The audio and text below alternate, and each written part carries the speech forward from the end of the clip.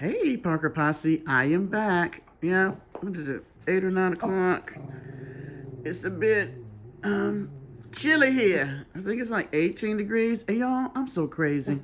Remember I was talking about I put the picture by the door for the wind, or it was just chilly over there, and I moved some of my plants around. But I forgot I had the fireplace. Yeah, I'm so special. Oh, wait, she can't even get up. Yes. She forgot she had the electric fireplace that she could just put on. And it could keep the floor warmer for Parker because he don't be wanting to wear the sweater all the time. So, yeah. Um, so now my feet are a little bit warmer too and toasty because the floor, this wood floor was a little chilly, even though I love wood floors. You know, I don't know how I get on here and start rambling about nothing. Oh my gosh, I am so old. Okay, so now y'all can see my new plant. The new baby. Isn't she so cute? I forget what it's called. But I love the leaves. So yes. So I took her from the door because I just got her. So I'm not sure all of the um you know the things about making sure she's healthy. Okay, so when I'm up, I'm looking at all kinds of stuff. As by now, I think y'all can tell I'm kind of an intellectual and a person that likes to learn about a whole bunch of stuff. That's why I went to school so much because I love learning. Actually, I'm looking at a university now to finish up my doctorate degree. So hopefully I can finish that up before I'm 70, end up being the doctor that I am wanting to be. So, this lady here, I like watching her. Her channel is Investigative Insight, but I forgot her name. But she's very smart. Oh my gosh, she's a very smart young lady. But I'm listening to this about Whitney Webb. That's her name. I think this is her. Yeah, I think this is her channel. Unless the guy is interviewing her, I didn't really pay that far attention. But her name is Whitney Webb. So if you pull that up, you should be able to find her. But this little part here was about Google. And you know, we all use Google. And all of us are using YouTube because, hey, I'm out here on YouTube. You're out here on YouTube. We're all watching YouTube. So, but I did not know this tidbit of information. And on the end, I'm going to let it roll till they talk about transhumanism or transhumanist. I did not know that was the word for what they were talking about, so I had to look it up. And it kind of thrills me that when I hear a word I don't know what it means, that I can look it up and add it to my vocabulary.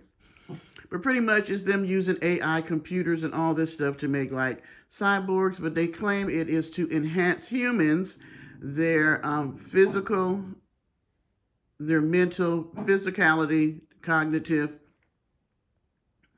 and all the things. But what Google and some of the young people that are interested in this are trying to do is really, you know, all those futuristic movies back in the 70s and stuff that they used to come on are now literally coming to pass. They're trying to really use AI to make it where we live longer, where we're immortal, and we have the physical features that we want, and be super intelligent. Which, what do you think that means? Because who do you think is going to be able to afford to do this? And then what do you think they're going to do to the poor people on the bottom? If they can use AI to pretty much merge like computer and human together, then what will they make the poor people if they want to experiment on them? You know what I'm saying?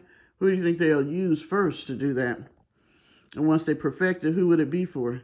The elite. which will cause more division.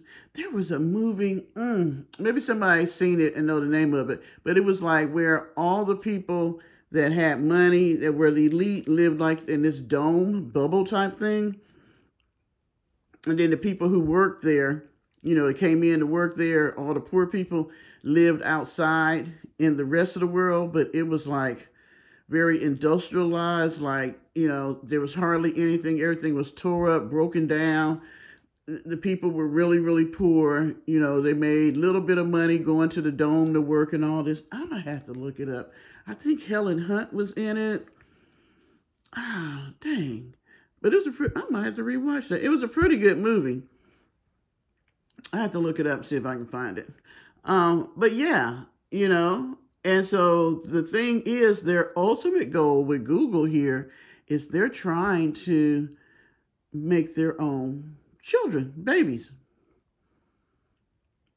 They've been talking about this for a long time and I don't know if they haven't started it because, they would not tell us because it's supposed to be illegal where, you can determine whether you want your children's hair to be blonde, brown, black, eye color, being able to mess with the DNA. See, we as humans didn't learn, if you're a Christian and you believe in the Bible, with the Tower of Babel, when they were trying to reach heaven, and God had to show them that, you're never going to reach heaven unless I choose to let you come to heaven. And that's when we got different languages because it made it where the people, that's why I call it Babel, Tower of Babel, because it was like babbling. If y'all want, I'll break down that story at another time if you've never heard of it. But it made where the people were speaking different languages. So it's kind of hard to be building something. Let's say you go to work one day, or you just come home, and your family, your husband is speaking Chinese, your children are speaking Arabic, and you're speaking English. How hard would that be to communicate? That's pretty much how it was. But let me go. I am going on. I must be on a talking spree today. I just can't get the little videos out. These videos supposed to be like 5 minutes. I'm already 7. But, baby, here we go. They view intimacy later on in life, how they view relationships, how they view women, and there's a flip side to that too. With how they were talking about youth and using phones and all this stuff. I think a lot of people. Well, here, let me circle this back to stuff we were talking about earlier. Sergey Brin, the co-founder of Google, is subpoenaed as part of a major sex trafficking investigation. Sex trafficking. And JP Morgan Chase. No one's talked about that. Google, what controls YouTube, controls search, controls the Android operating system on smartphones. Okay, that's nuts. Why is there no coverage of that? But there is coverage of, Noam Chomsky and some of these other names that have come out that are newer. And I'm not sure if you caught this story a few years ago, but going back to of course, there's no Android team. There was like the higher ups at the Android team. Of course, there's slave operation that became public. Wow, no, I didn't know that, but I can't really say I'm surprised. And then at the same time, Google is pushing for a lot of this transhumanist stuff too. You have people like Ray Kurzweil, who in the metaverse wants to be a promiscuous woman named like Rosie or something. By the way, go look it up. It's real. Yeah, go look it up. It's real. Are the people sort of that have planned a lot of Google's future trajectory. And then you have Regina Dugan, who used to be in charge of Google's advanced projects team and also the equivalent of that at Facebook, and has now been tapped by the Wellcome Trust, sort of the British equivalent of the Bill and Melinda Gates Foundation, to basically create transhumanist toddlers. You hear that? No one cares. At Wellcome Leap. She's a former director of DARPA, by the way. It's a very small circle. Very small. So this woman has been picked to create transhumanist toddlers. What the fuck? Y'all, I'm telling you, this shit is crazy out here. All it takes is a little bit of investigating and research, and you will be blown away as to what these people have been doing, what they are doing, and how we play a part in it, but not the way we think it is. I'm coming live later. I don't know, maybe after lunch. Maybe after lunch. I need to get myself together, get a shower, and all that good stuff. All right, guys. Bye.